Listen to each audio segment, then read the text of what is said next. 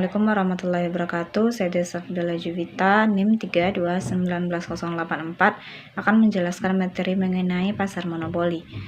Pasar monopoli merupakan kondisi di mana di pasar hanya terdapat satu atau sedikit penjual sehingga tidak terdapat persaingan. Dalam pasar monopoli hanya terdapat satu produsen yang berhadapan dengan banyak konsumen. Ciri-ciri pasar monopoli yang pertama, industri satu perusahaan. Yang kedua, barang atau jasa tidak memiliki barang pengganti.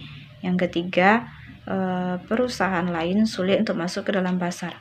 Kemudian yang keempat, di dalam pasar monopoli merupakan penentu harga.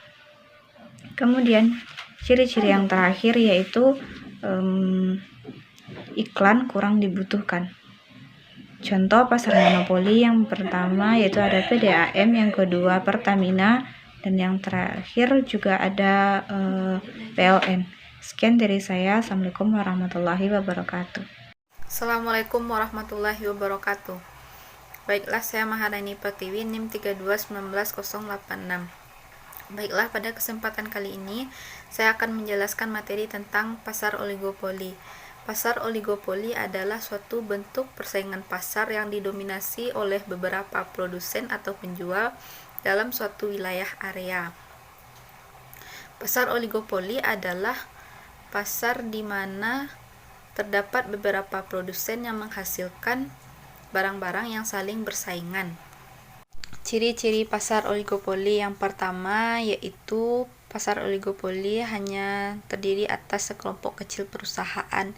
Yang kedua yaitu barang yang diproduksi adalah barang yang berbeda corak atau bisa juga bersifat homogen.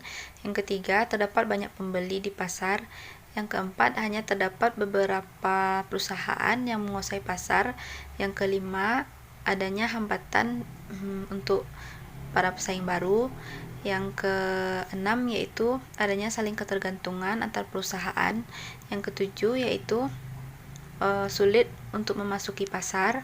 Yang delapan yaitu periklanan atau advertensi itu sangat penting dan intensif. Yang kesembilan, harga jual di pasar itu tidak mudah berubah.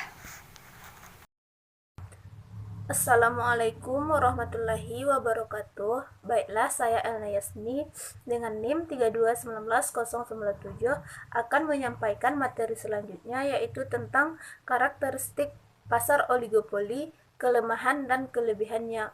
Adapun yang pertama yaitu tentang karakteristik dari pasar oligopoli. Karakteristik ini terbagi menjadi 6. Yang pertama, hanya terdapat sedikit penjual. Yang kedua, barang yang dijual homogen. Maksudnya di sini barang yang dijual sama tetapi yang membedakan harga dan kualitasnya. Yang ketiga yaitu sulitnya dimasuki perusahaan baru. Yang keempat, membutuhkan peran iklan. Dalam pasar oligopoli ini, peran iklan sangatlah penting. Yang kelima, terdapatnya satu pemimpin pasar ataupun market leader. Yang keenam, harga jual tidak mudah berubah. Adapun materi selanjutnya yaitu tentang kelebihan pasar oligopoli. Kelebihannya ini terbagi menjadi beberapa. Yang pertama, memberikan kebebasan memilih bagi pembeli. Yang kedua, mampu melakukan penelitian dan pengembangan produk. Yang ketiga, lebih memperhatikan kepuasan konsumen karena adanya pesaing antar penjual. Yang keempat, adanya penerapan teknologi baru. Adapun materi selanjutnya yaitu tentang kekurangan pasar oligopoli, yaitu menciptakan ketimpangan distribusi pendapatan. Harga yang stabil dan terlalu tinggi bisa mendorong timbulnya inflasi. Yang selanjutnya yaitu bisa timbul pemborosan biaya produksi apabila ada kerjasama antar oligopolis karena semangat bersaing kurang. Yang selanjutnya yaitu bisa timbul eksploitasi terhadap pembeli dan pemilik faktor produksi. Yang selanjutnya, sulit ditembus atau dimasuki perusahaan baru, bisa berkembang ke arah monopoli. Demikianlah materi dari saya. Assalamualaikum warahmatullahi wabarakatuh. Assalamualaikum warahmatullahi wabarakatuh. Perkenalkan, nama saya Dasri Hidayat, NIM 321911, jurusan Ekonomi Islam. Baik, di sini saya akan menjelaskan tentang pasar persaingan tidak sempurna, yaitu pada pasar oligopoli. Pasar oligopoli adalah jenis pasar yang memiliki jumlah produsen dan konsumen yang tidak sama, yang mana pada umumnya jumlah produsen lebih sedikit daripada konsumen. Pasar oligopoli adalah kondisi pasar di mana komoditas dikuasai oleh beberapa perusahaan. Dan hal inilah yang menyebabkan persaingan harga tidak sempurna. Sekian, terima kasih. Wassalamualaikum warahmatullahi wabarakatuh. Assalamualaikum warahmatullahi wabarakatuh. Perkenalkan, nama saya Sofika Rahyu dengan NIM 3219106. Baiklah, saya akan menjelaskan materi mengenai kelebihan dan kekurangan dari pasar monopsoni.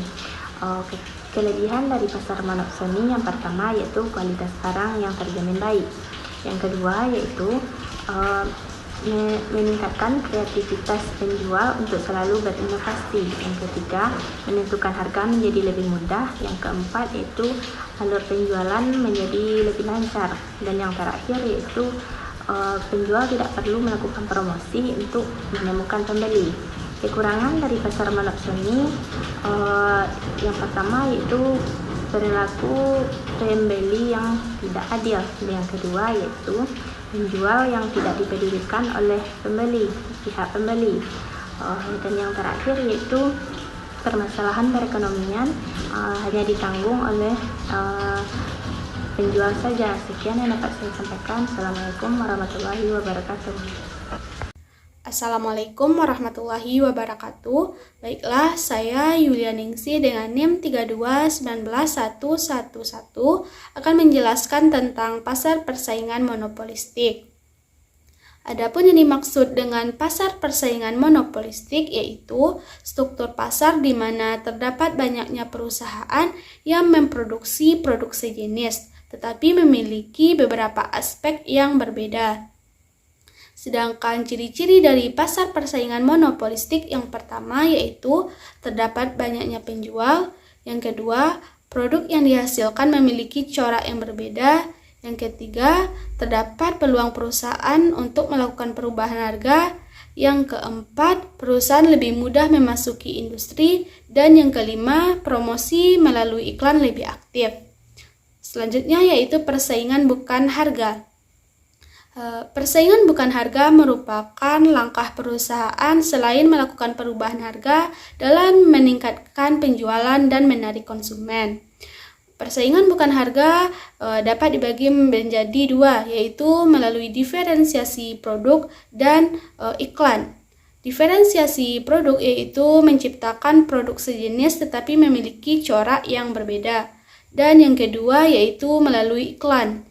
Tujuan perusahaan menciptakan atau melakukan promosi melalui iklan yaitu yang pertama, menerangkan kepada konsumen tentang produk yang diproduksi. Yang kedua, meyakinkan konsumen bahwa produk yang diproduksi merupakan produk yang baik. Yang ketiga, menjalin hubungan yang baik dengan konsumen.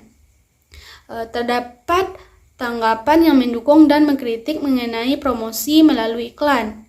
Yang pertama yaitu pendapat yang mendukung mengatakan bahwa promosi melalui iklan dapat membantu konsumen dalam mengambil keputusan, dan dengan adanya iklan dapat menjadi peluang untuk kesempatan kerja. Sedangkan pendapat yang mengkritik mengatakan bahwa promosi melalui iklan merupakan salah satu promosi yang memboroskan, dan promosi melalui iklan terkadang memberikan keterangan yang tidak jujur. Sekian penjelasan dari saya. Assalamualaikum warahmatullahi wabarakatuh.